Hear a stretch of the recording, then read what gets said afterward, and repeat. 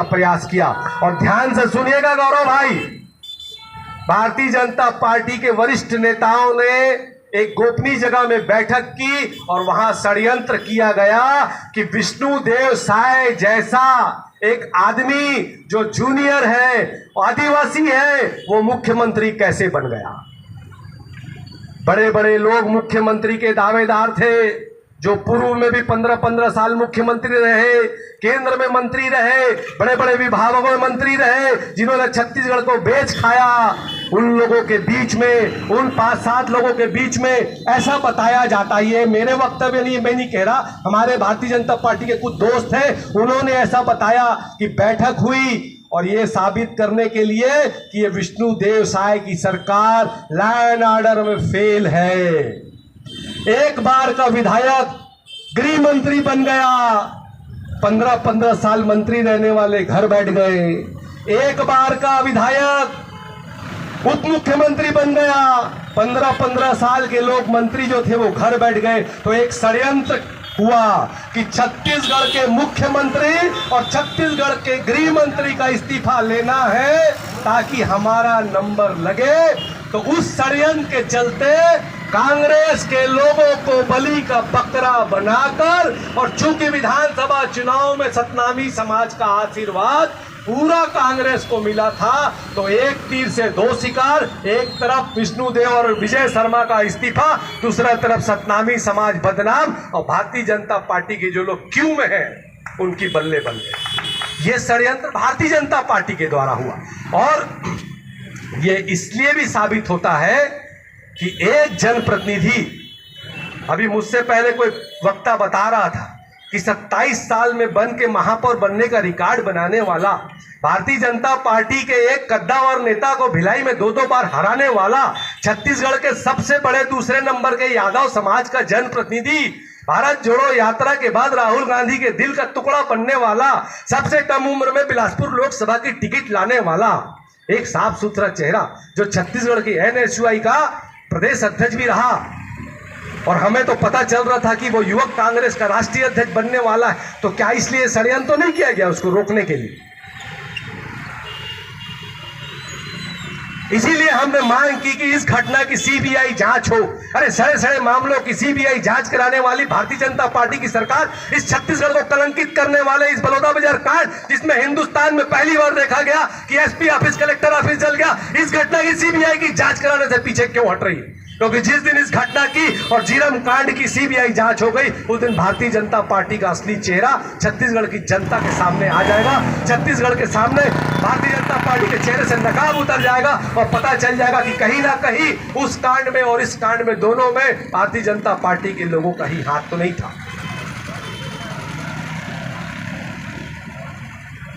और मजे की बात, अंतिम 1 मिनट की बात और कह के अपनी बात समाप्त करूंगा। साथियों, ये लोग कहते हैं कि 4-4 बार नोटिस देने के बावजूद देवेंद्र यादव पहुंचा नहीं।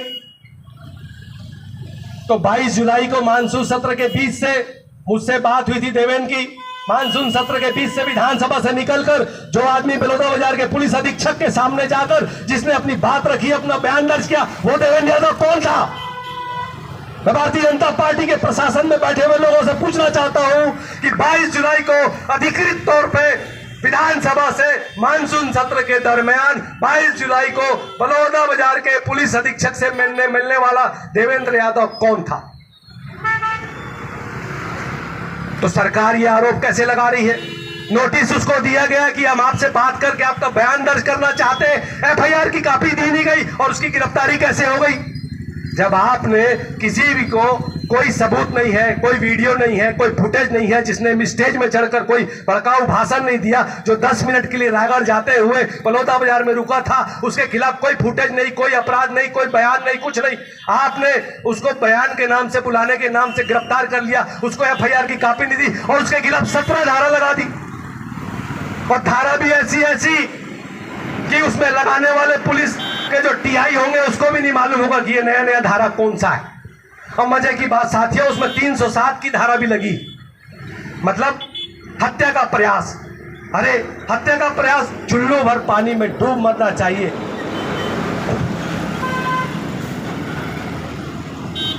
जनप्रतिनिधि का मतलब क्या होता है? जब भी किसी भी प्रकार का जब अन्याय होता है, नाइंसाफी होती है, तो हर समाज के लोग अपनी अपनी बात को रखने के लिए संविधान ने जो अधिकार दिया है उस अधिकार के तहत अपना अपना अधिकार मांगने के लिए धरना प्रदर्शन का कार्यक्रम करते हैं और उस धरना प्रदर्शन को समर्थन देने के लिए जनप्रतिनिधि जाते हैं। और छत्तीसगढ़ के इतने बड़े समाज के साथ नाइंसाफी हुई, अगर जनप्रतिनिधि होने के नाते देवेंद्र यादव ने जाकर मंच के नीचे बैठकर अगर उसको समर्थन दिया तो क्या उसका गुनाह इतना था कि उसने भारतीय जनता पार्टी की नाइंसाफी को और प्रशासन की असफलता को उजागर करने के लिए, सतनाम समाज को न्याय दिलाने के लिए अपना समर्थन दिया? क्या ये गुनाह था? अगर ये गुनाह है तो कांग्रेस ये गुनाह बार बार करेगी। छत्तीसगढ़ के किसी भी समाज के साथ अगर अन्याय होगा, छत्तीसगढ़ के युवाओं के साथ, हमारी बहन बेटियों के साथ, छत्तीसगढ़ के किसानों के साथ, छत्तीसगढ़ियों के साथ, छत्तीसगढ़ के व्यापारियों के साथ, छत्तीसगढ़ से प्यार करने वालों के साथ जब जब कोई अन्याय होगा, कांग्रेस पार्टी अपनी आवाज बुलंद करेगी। और आज भी हम ये आवाज बुलंद कर रहे हैं और इस धरने के माध्यम से भारतीय जनता पार्टी की इस कलंककारी सरकार से हम ये मांग करते हैं कि तत्काल बाबा साहब अम्बेडकर के बनाए हुए संविधान का सम्मान करते हुए अपनी न्यायिक प्रणाली के तहत जो गुंडागर्दी और दादागिरी के साथ हमारे एक जनप्रतिनिधि के साथ आप इस तरह का दुर्व्यवहार कर रहे हैं, आप तत्काल उसके रिहा करने का काम करें, अन्यथा आने वाले समय में पूरी कांग्रेस एकजुट होकर सतनाम समाज के साथ कंधे से कंधा मिलाकर, यादव समाज के साथ कंधे से कंधा मिलाकर हमारे जनप्रतिनिधि भाई देवेंद्र यादव के हर संघर्ष में पूरी मजबूती के साथ खड़े रहेगी। और आने वाले समय में इसी तरह कांग्रेस पार्टी का झंडा बुलंद करके राहुल गांधी की जो एक प्यार भरी आवाज है कि नफरत के मैदान में मोहब्बत की दुकान खोलने का काम ये कांग्रेस पार्टी हमेशा करते रहेगी। जय हिंद, जय छत्तीसगढ़।